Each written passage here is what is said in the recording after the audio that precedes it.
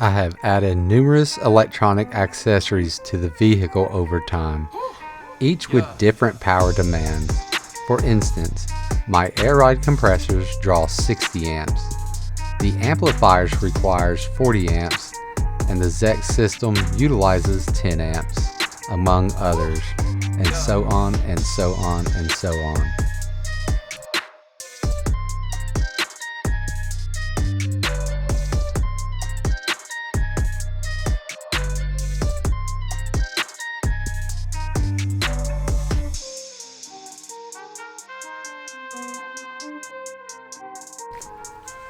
PowerBastard High Output Alternator is the highest output alternator available for the Mazda MX-6.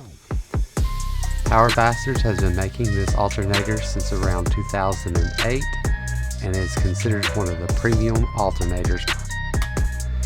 If you just get the alternator by itself, it's only $395, but they do have options of powder coat, about 10 different options and more. I went with the gloss burgundy, which any color you choose from is an additional $100.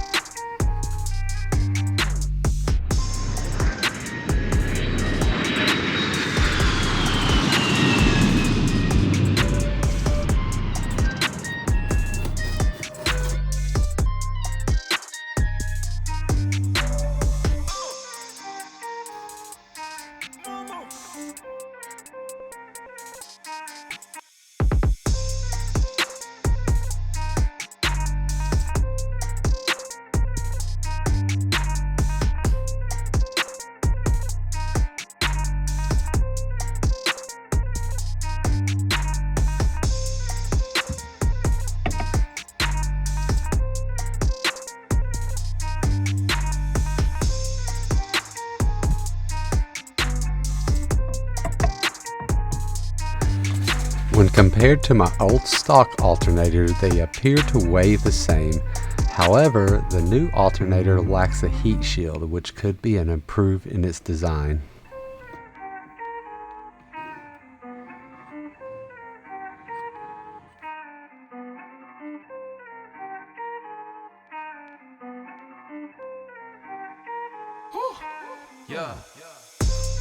With my exhaust headers positioned closely, I recommend having the heat shield, and it can also add a performance style to it. Check out this modified heat shield that complements my carbon fiber and the import tuner style.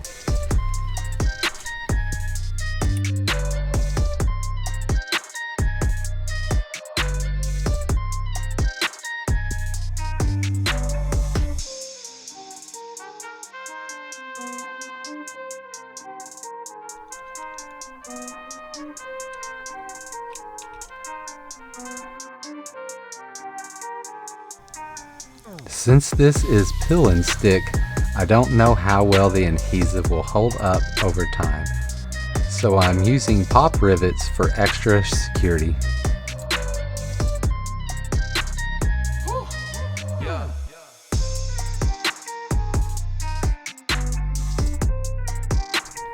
There was only one screw that I needed to take out and reuse to mount the heat shield.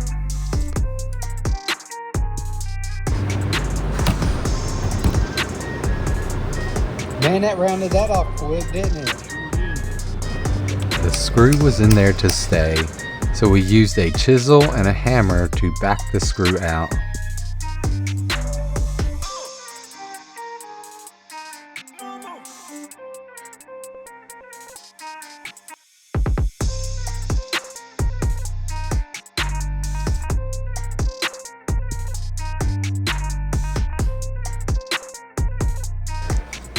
I'll be using this alternator for my $40 KLDE engine build.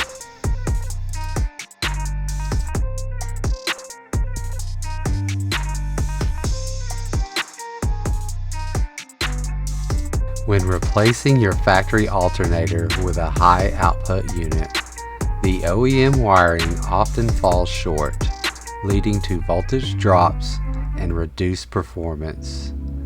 The Big Zero wire kit ensures your new alternator operates at its peak potential by providing an adequate size wire to your battery.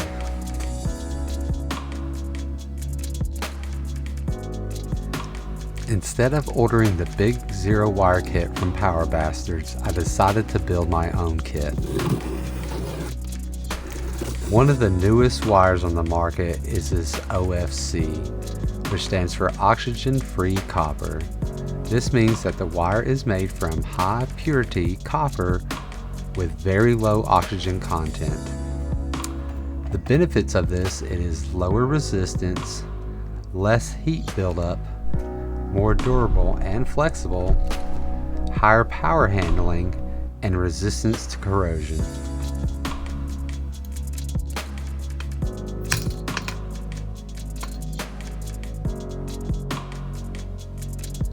I ordered 25 feet of the wire, but I only used 23 feet.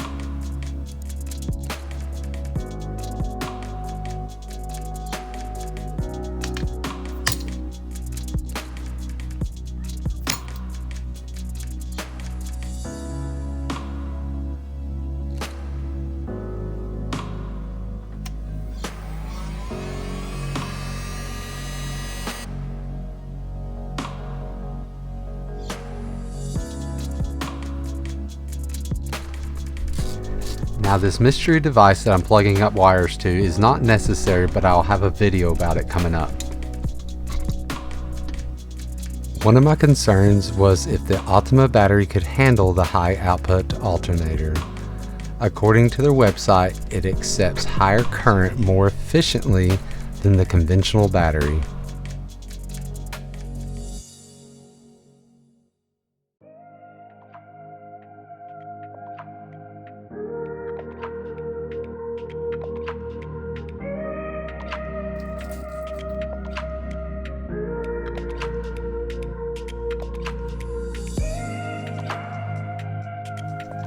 I taped my new wire to the old 4-gauge wire to pull it through the firewall.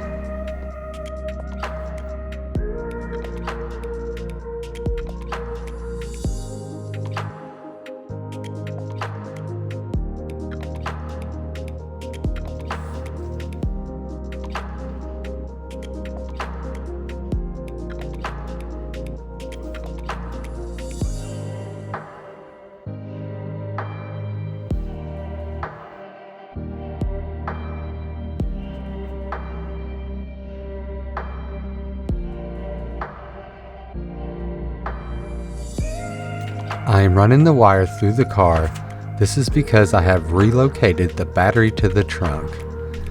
This gave me more space under the hood, and it also cleaned up the engine bay.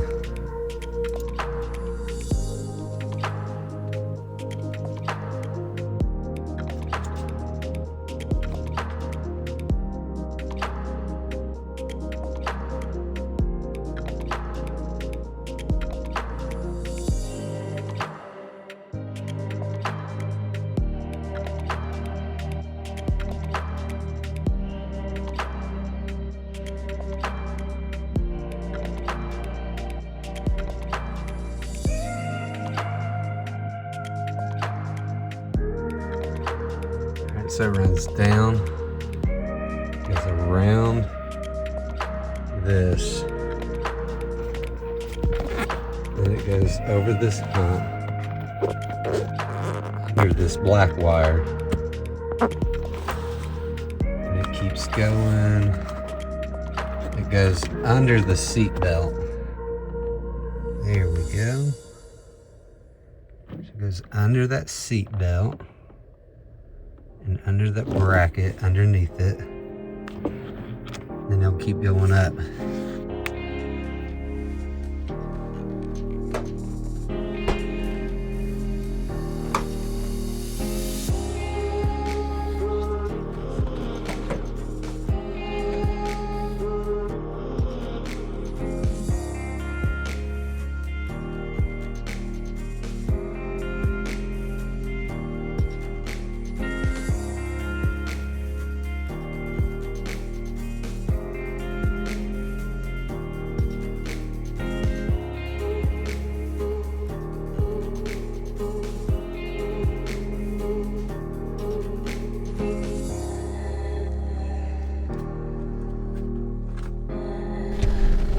I'm going to cut it about right here. This way it'll give me some length to mess with.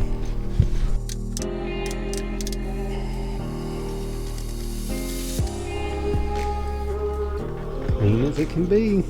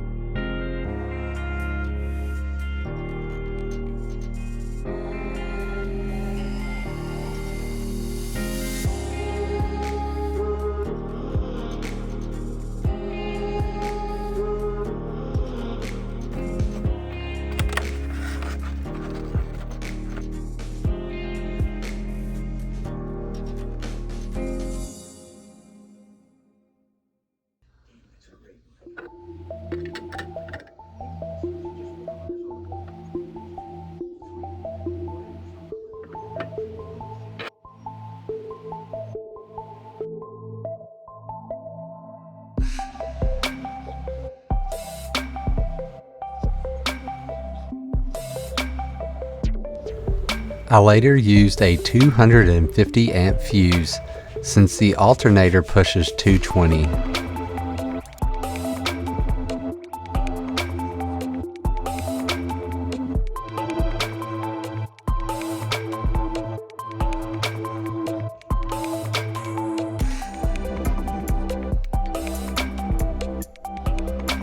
I am cutting the carpet with an X-Acto knife so that it doesn't tangle up in the drill or screws. Now I am mounting the bracket onto the plywood used to build my custom trunk enclosure for the subwoofer and air ride.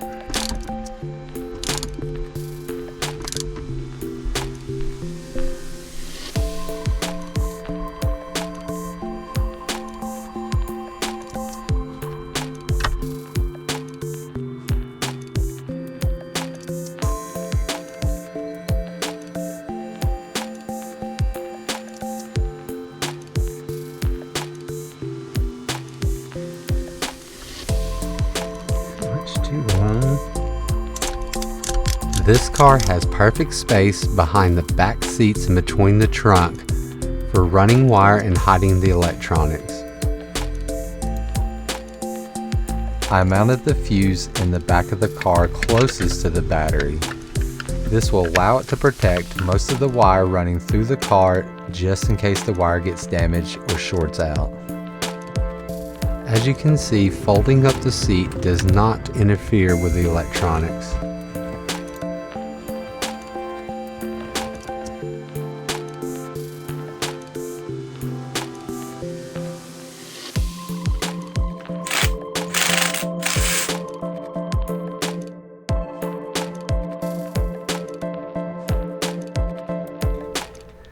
The OEM alternator wire passes through the fuse box with a 100 amp fuse, but I will not be using this pathway for the new setup.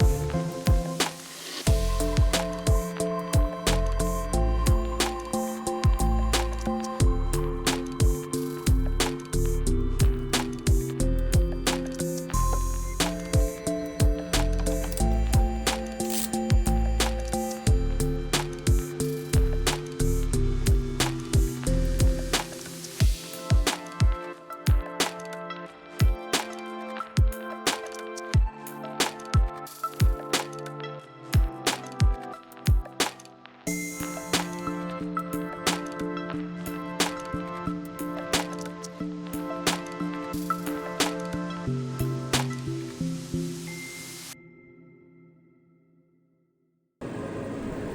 the wire harness bracket was a little bit rough, I sprayed it black and then I finished it with some clear coat.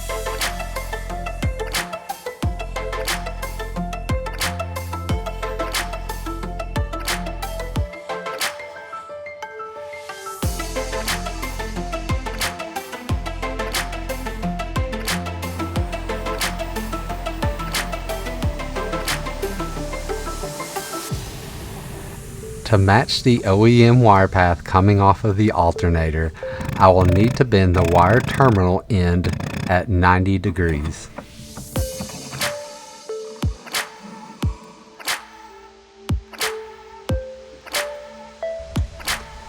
It will be plugged up to the regular alternator for now until I do the engine swap.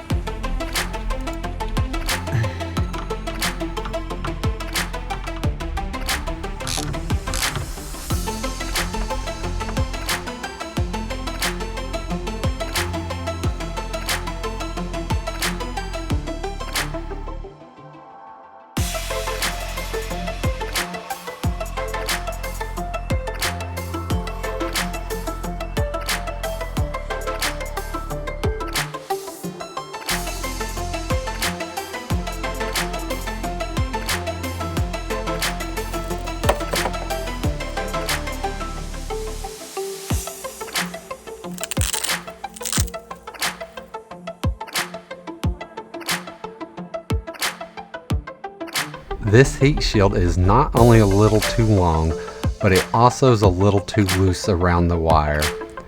I'm using metal zip ties to hold it snugly to the wire harness.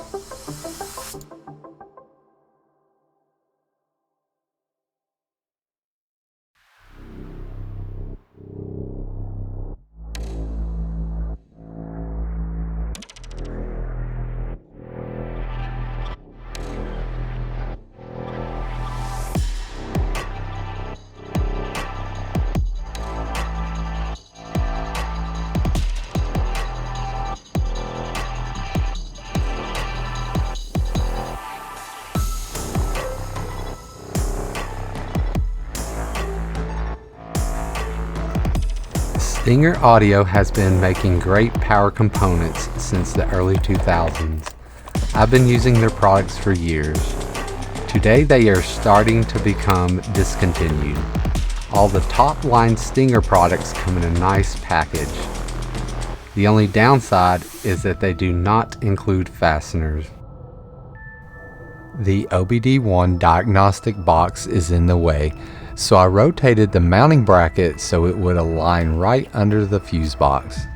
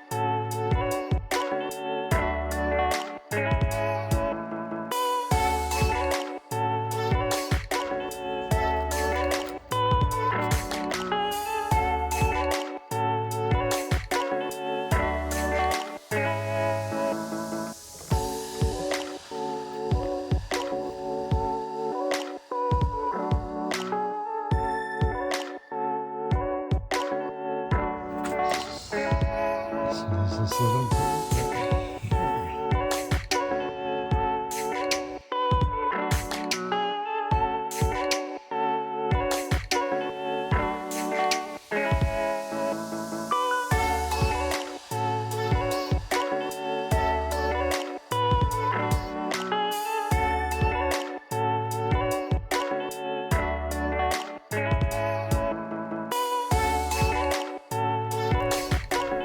I'll be using the two-way splitter for the starter wire and the main fuse box circuit.